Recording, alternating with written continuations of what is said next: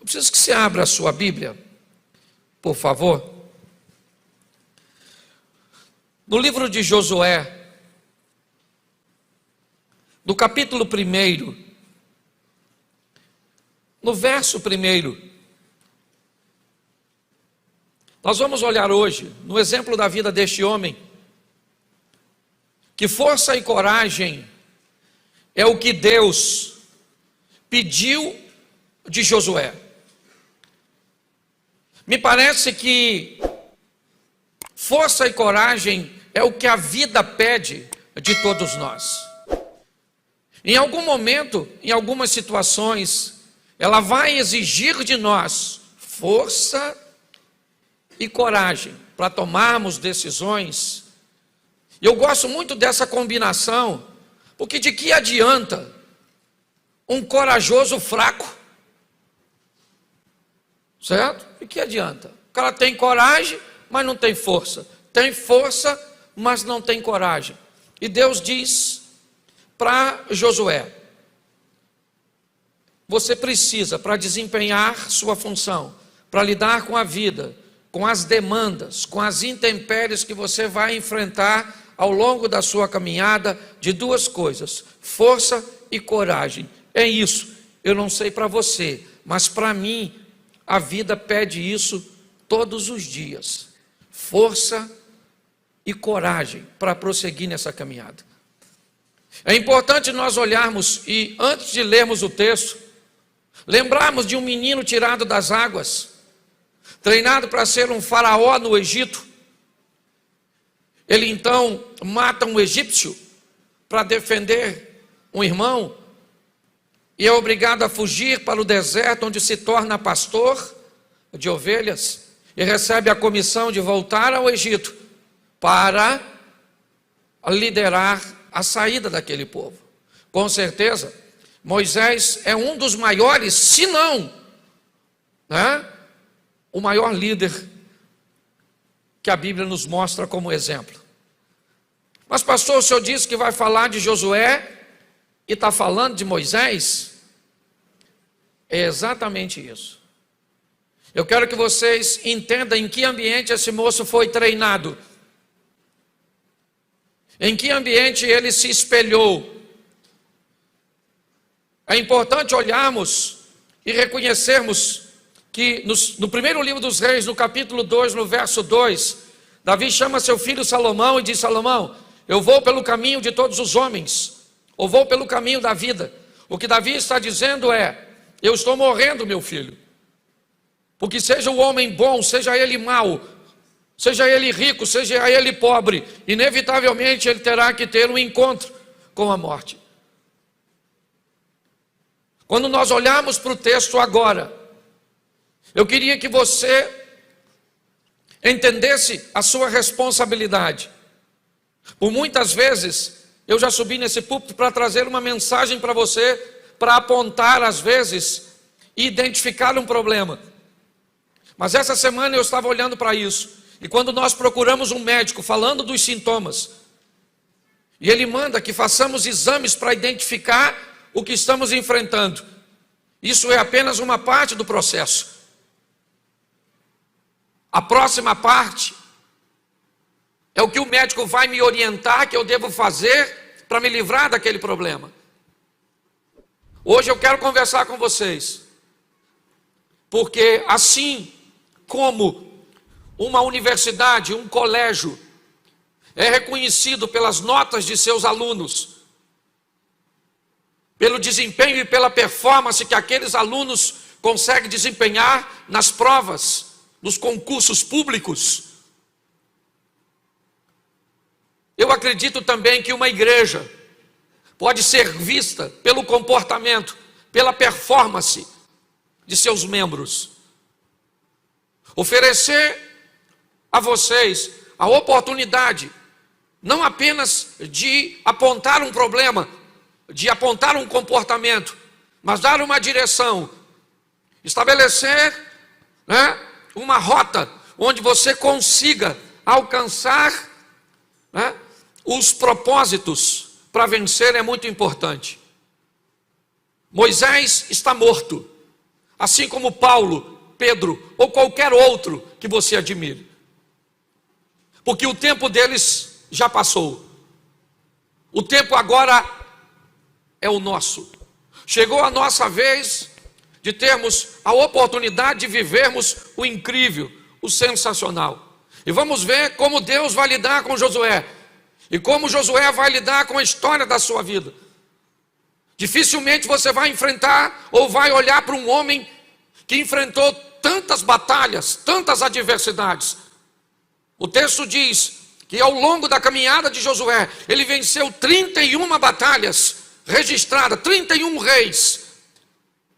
A vida daquele homem foi uma vida de batalha, de luta. Enquanto Moisés é um negociador, um estadista, que entra no ambiente egípcio para libertar o povo. Josué é um general, um comandante, um homem de guerra, de batalha.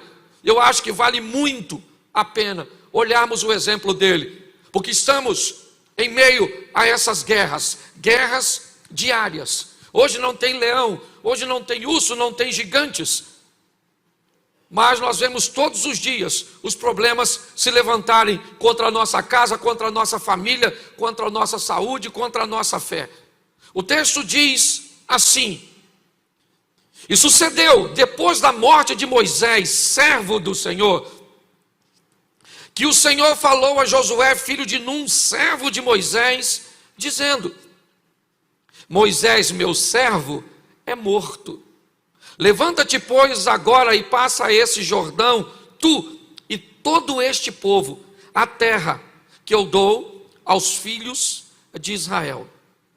Todo lugar que pisar a planta do vosso pé, eu tenho dado, como eu disse a Moisés, desde o deserto e deste Líbano até o rio, ou o grande rio, o rio Eufrates. Toda a terra dos heteus, até o grande mar, para o poente do sol, será o vosso termo. Feche os seus olhos um minutinho. Senhor nosso Deus e Pai, em nome de Jesus, eis aqui a Tua palavra, e continue falando conosco. Usa-me como um canal de bênção, pelo poder do nome de Jesus. Amém. Glória a Deus. Amém? Pois é. A primeira coisa que eu quero expor a você é a necessidade de que você coloque em prática aquilo que você vai receber aqui. Porque inevitavelmente é isso que vai estabelecer o nome da igreja que você faz parte, o nome do Deus que você serve, a consolidação de sua família e de tantas outras coisas que você planeja ter êxito durante a sua caminhada. Quando nós olhamos para a maneira que Deus vai conversar com Josué, ela é muito interessante. Porque em momento nenhum, aqui, Deus chama Josué de seu servo. Deus chama Josué e diz: o meu servo Moisés é morto.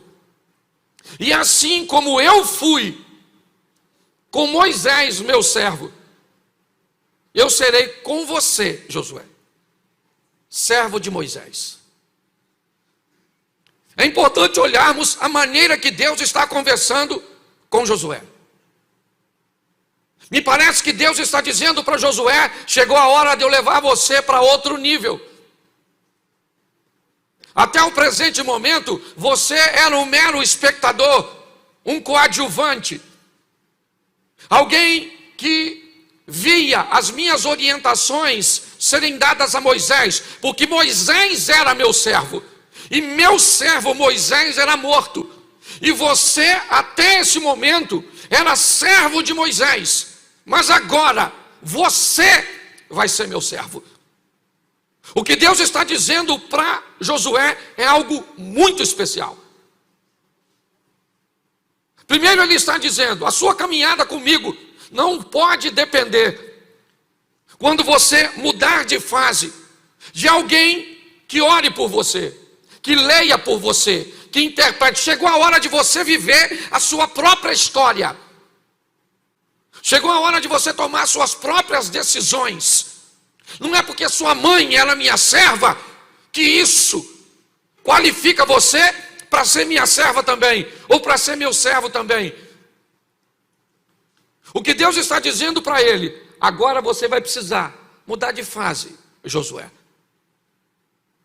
Uma coisa é servir a homens, agora você vai me servir. Agora você vai lidar com as minhas instruções. É isso. Nós olhamos para este homem e vemos a vida pedir dele, porque é isso que eu quero aplicar. Pastor, o que você está querendo dizer? Eu quero dizer que às vezes, e durante muito tempo, você teve que andar debaixo das ordens, das instruções de seus pais. Talvez em determinada fase da sua vida, você teve que andar debaixo das ordens de seu chefe, de seu patrão, daquele que era dono da empresa ou do negócio que você participou. Mas tem momentos que a vida tira você desse ambiente e traz você para uma outra fase.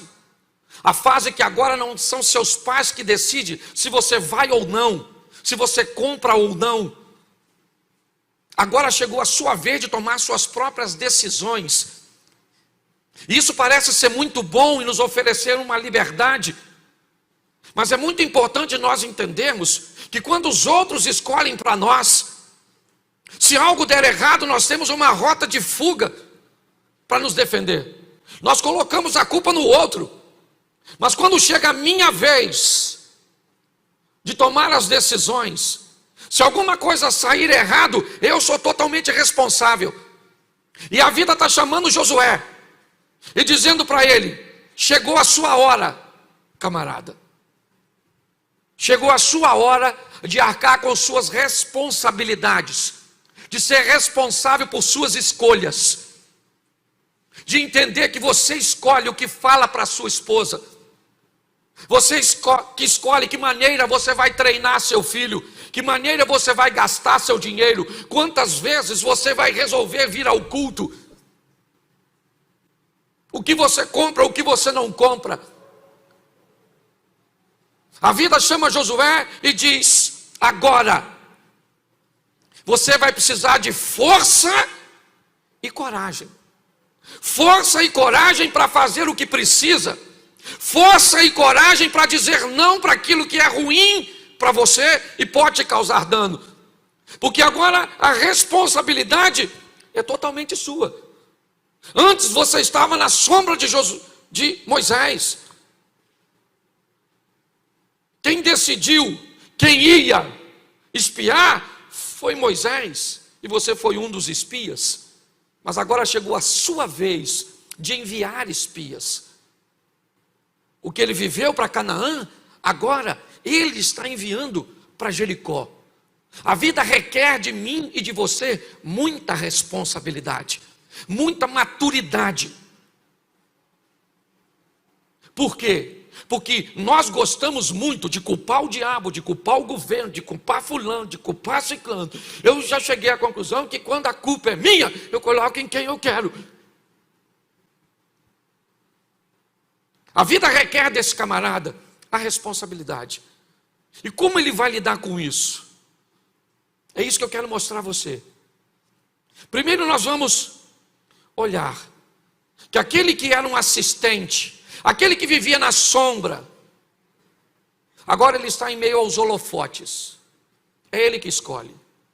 Ele sabe que servir a Deus é muito bom.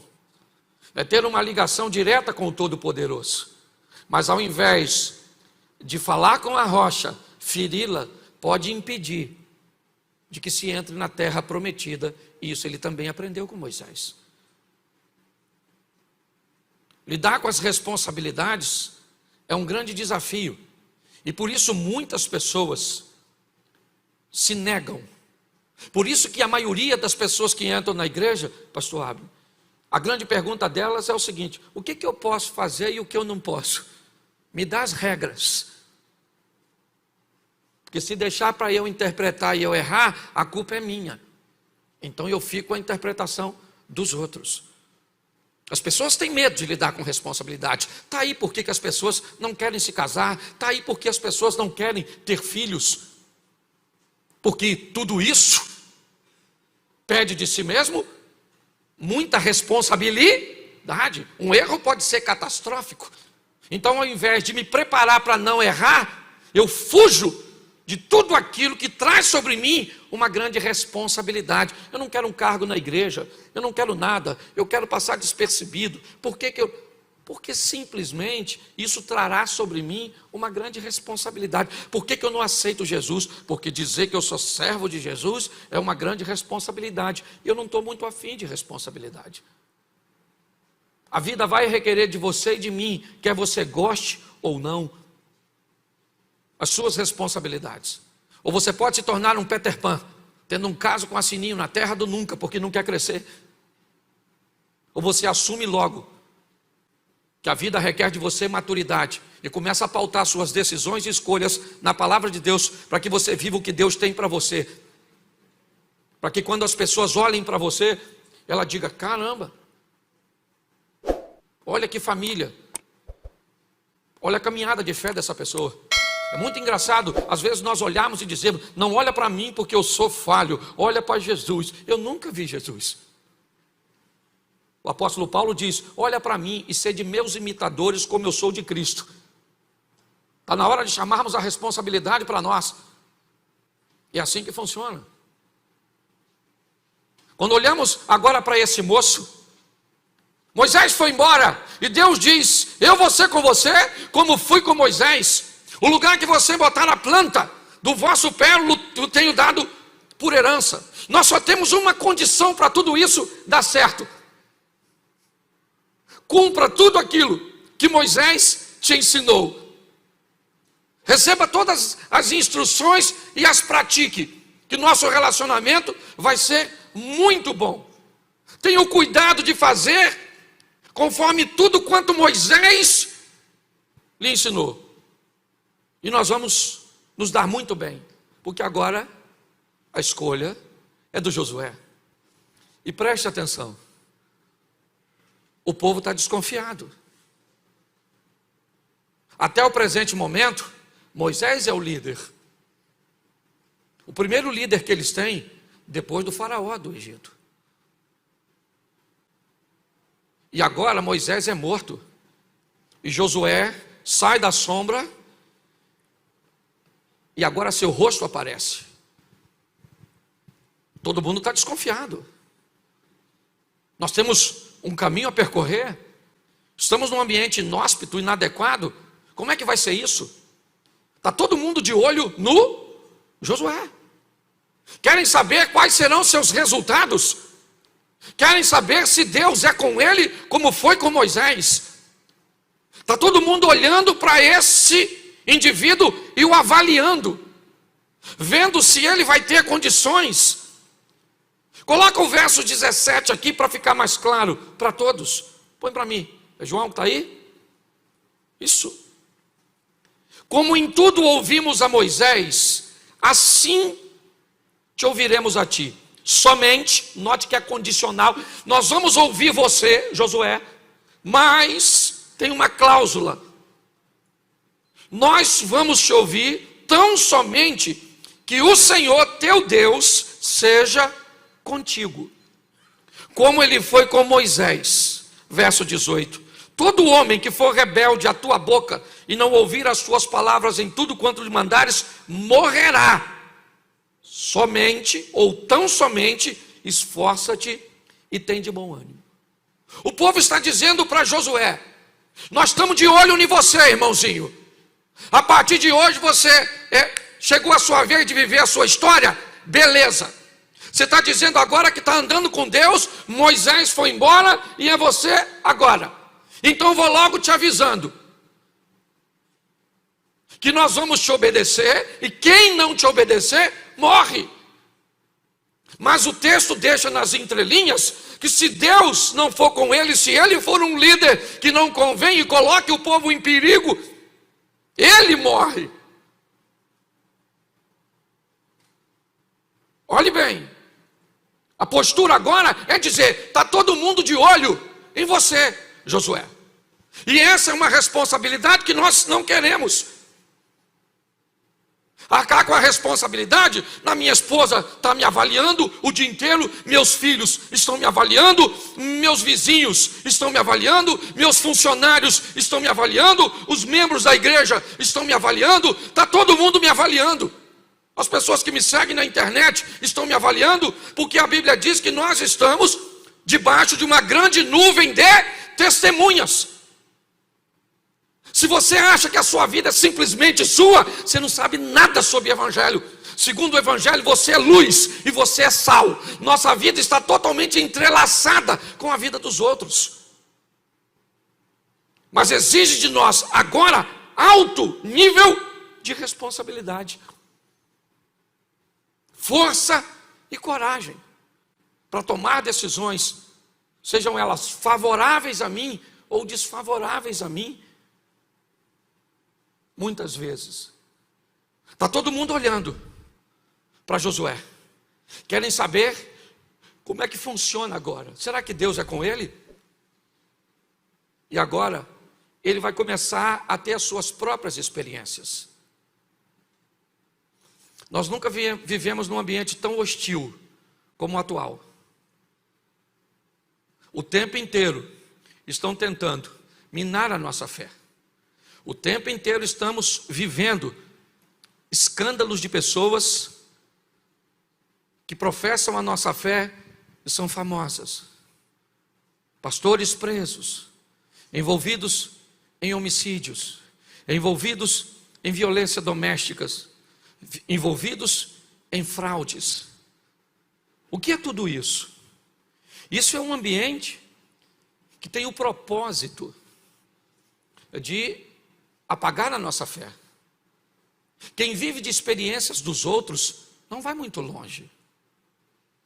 Por que é importante sair desse ambiente de coadjuvante e protagonizar no palco da vida minhas próprias histórias? Porque quanto a fatos não há argumento.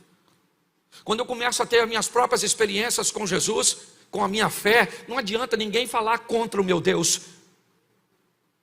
Porque meu relacionamento com Deus não é teórico, ele é prático. É assim que funciona. Esse cara agora vai viver suas próprias experiências. A primeira, ele tem uma nação para atravessar o Jordão. E Deus diz para ele: instrua os sacerdotes a pegar a arca da aliança, caminha em direção ao Jordão, e assim que os sacerdotes tocarem as águas, elas vão parar. As águas de cima vão parar de correr do Jordão e o povo vai atravessar. E Josué vai viver a sua primeira grande vitória. Está todo mundo de olho nele, vamos atravessar o Jordão. E como é que nós vamos atravessar? Mulheres, crianças, gados, tudo isso. Ele diz: fique tranquilo, porque Deus vai abrir o Jordão. E está todo mundo olhando.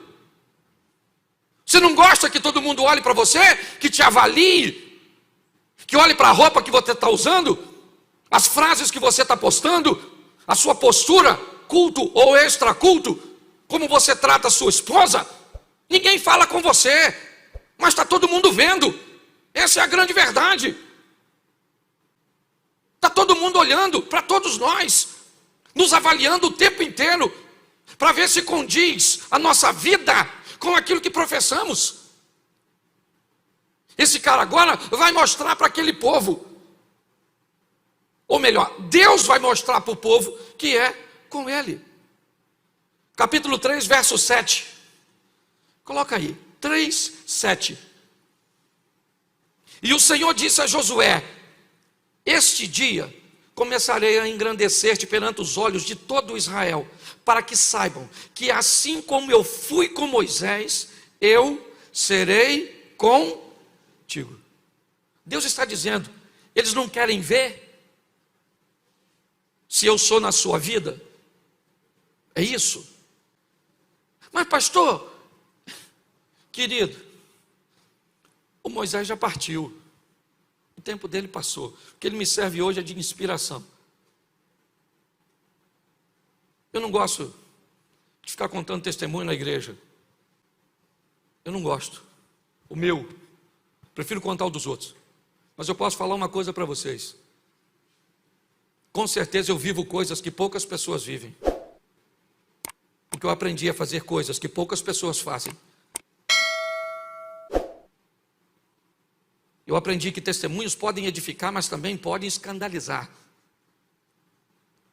E eu posso dizer para vocês, eu tenho visto o sobrenatural, o incrível, o extraordinário de Deus acontecer. Sabe por quê? Porque eu creio.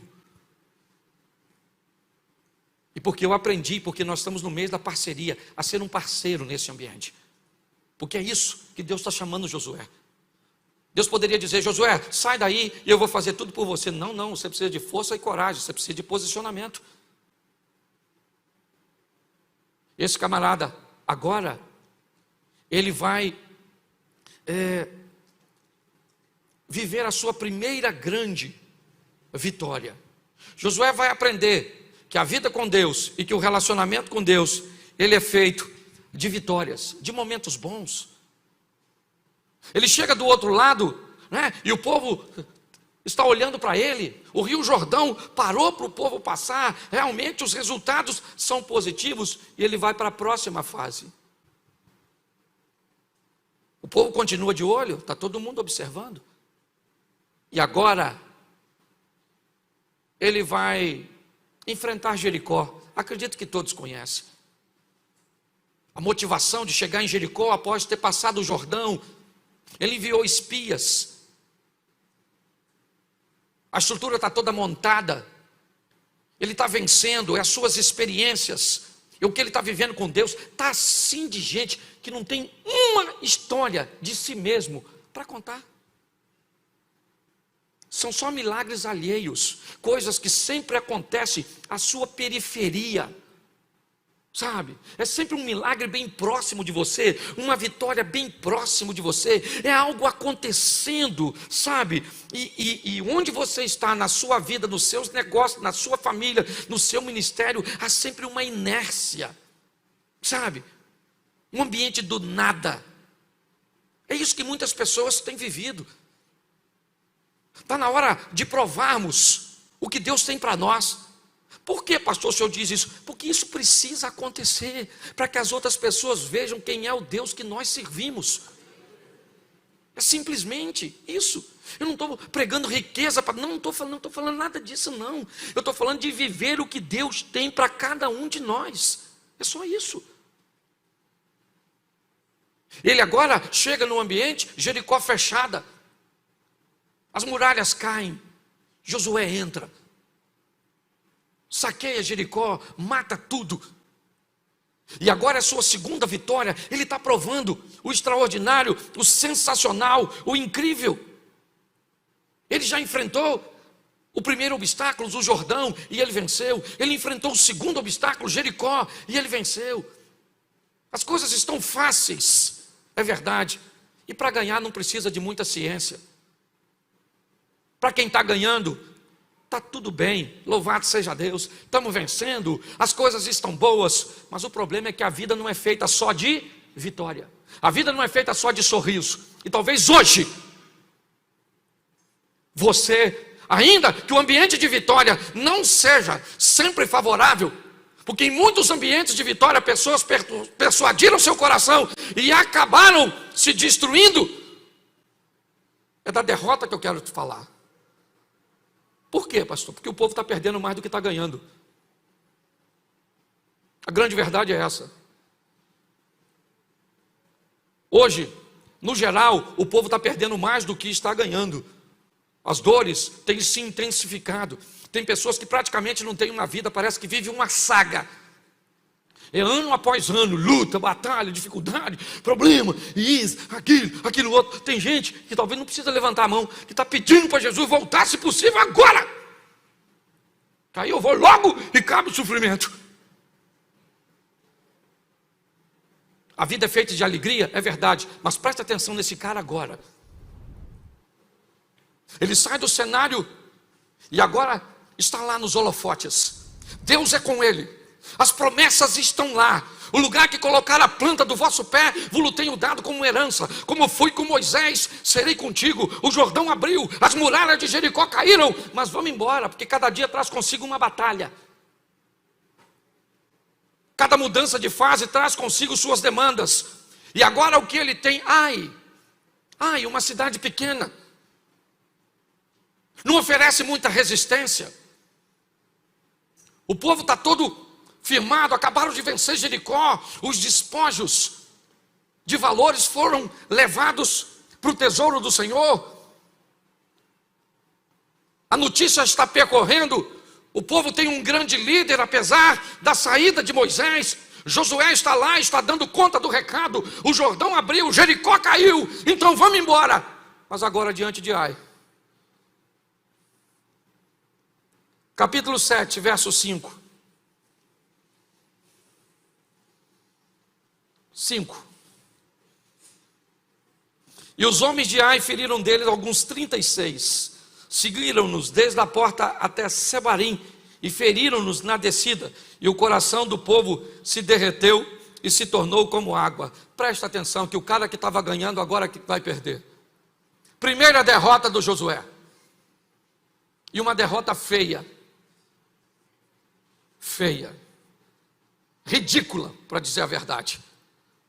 Ele perde uma batalha que não tinha como perder.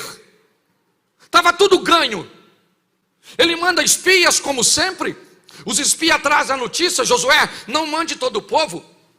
O arraial é pequeno, a resistência é praticamente nenhuma. Mande uns 2 ou 3 mil soldados e eles resolvem os problemas. E Josué então faz conforme os conselhos, segue o padrão. A sabedoria está na multidão de conselhos. Ele não toma decisão sozinho, mas ele vai aprender agora, na sua terceira batalha, que ele só vence e só faz o que faz por uma questão muito simples: porque Deus é com ele.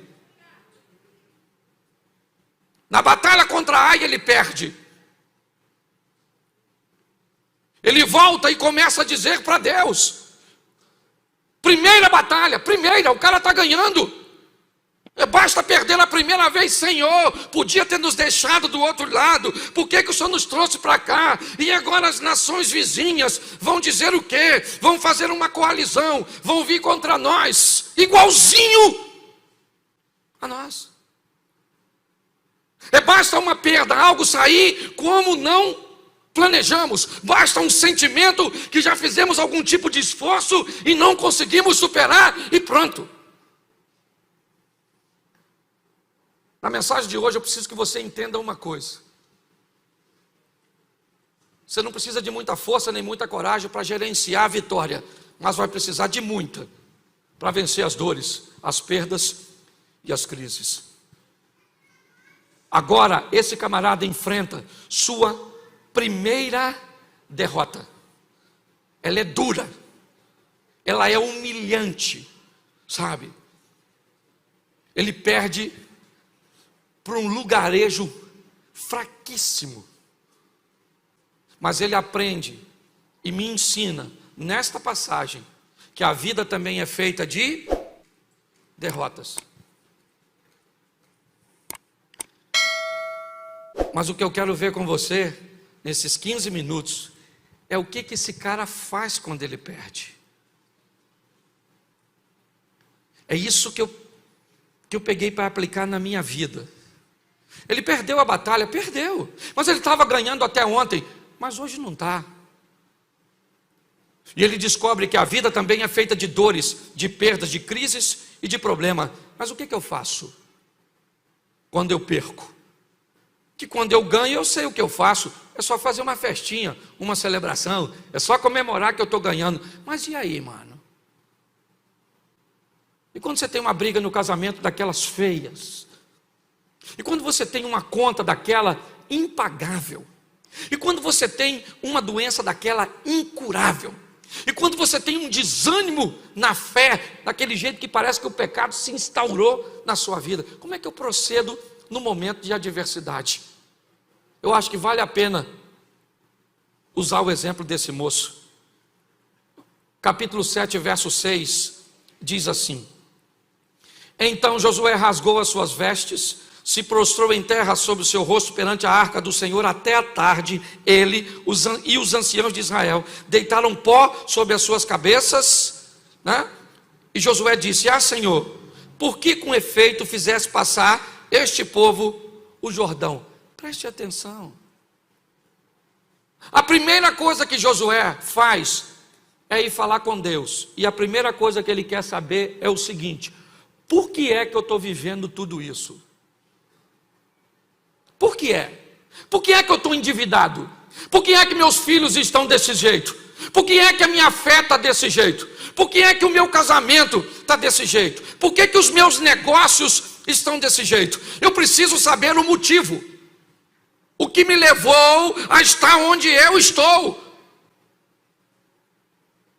Se eu quero sair de uma situação, a primeira coisa que eu tenho que saber é o que me levou para lá.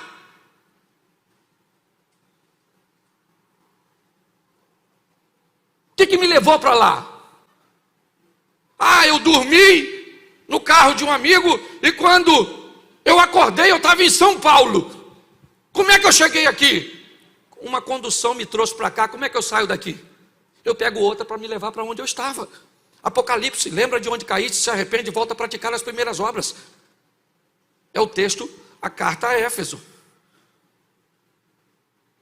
Qual é o grande problema das pessoas? Elas estão vivenciando coisas e sequer gastaram um tempo para procurar o que levou o casamento para esse marasmo, para essa traição. O que levou a sua estrutura familiar para esse caos que ela está? O que foi? Foi negligência, foi ignorância, foi traição, foi falta de dinheiro. O que foi? O que foi que fez você lidar com Deus com esse relacionamento, ou nós lidarmos com Deus com esse relacionamento à distância de um Deus que está tão longe? O que fez você pegar verdades que já foram concretas na sua vida a respeito de Deus e relativizar como se relativiza hoje? Primeira coisa que Josué faz é perguntar a Deus: o que aconteceu? Por que é que nós estamos vivendo tudo isso? E Deus diz para ele: você quer saber? Então eu vou falar para vocês. Vocês estão vivendo tudo isso porque tem maldição no meio de vocês, porque tem desobediência no meio de vocês. É por causa, e vou avisando a você, Josué, enquanto você não corrigir isso, você não vence mais ninguém, porque a sua vitória está em mim. Se nós queremos mudar de vida, gente, em qualquer área que seja, nós precisamos de uma coisa: colocar Deus em primeiro lugar. Mas sabe qual é o problema? É que às vezes eu não quero ver, eu não quero saber o motivo. Aliás, às vezes eu já sei.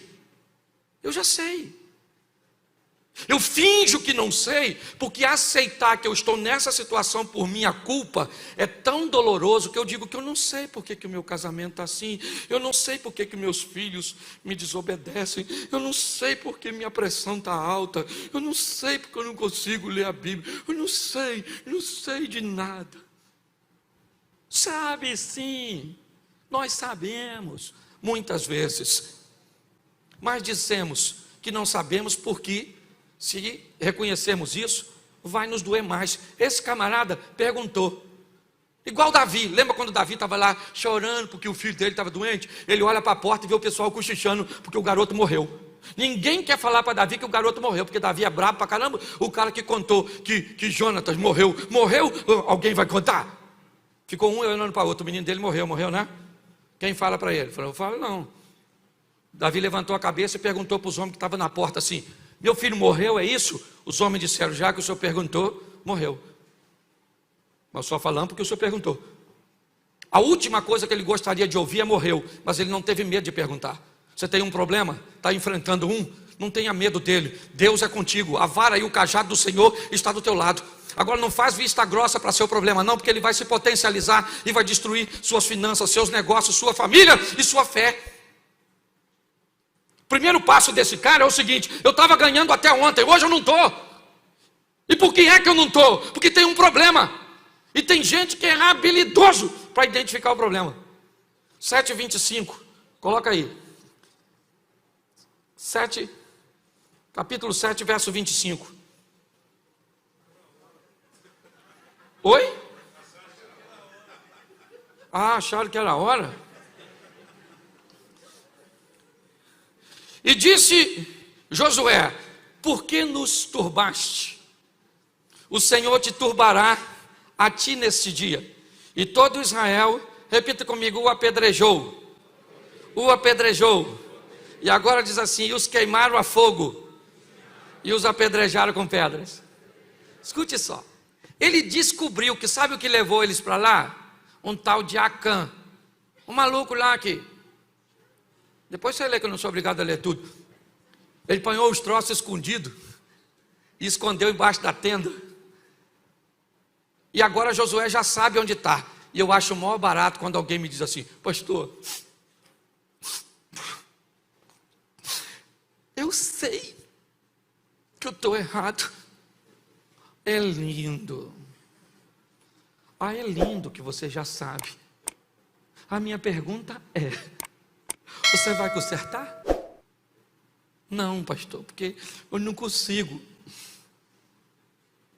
Então continua vindo no culto, para ver se uma hora você consegue. Porque tem gente que vem e ouve a palavra de vida eterna, as palavras de mudança. Aliás, hoje está até ruim da gente pregar desse jeito. Porque hoje o membro da igreja virou um cliente. É ou não é? E o cliente tem sempre: não vem falar do meu pecado, que eu não dizimo mais. Vou para outra igreja. Fica me acusando. Não estou acusando ninguém, não.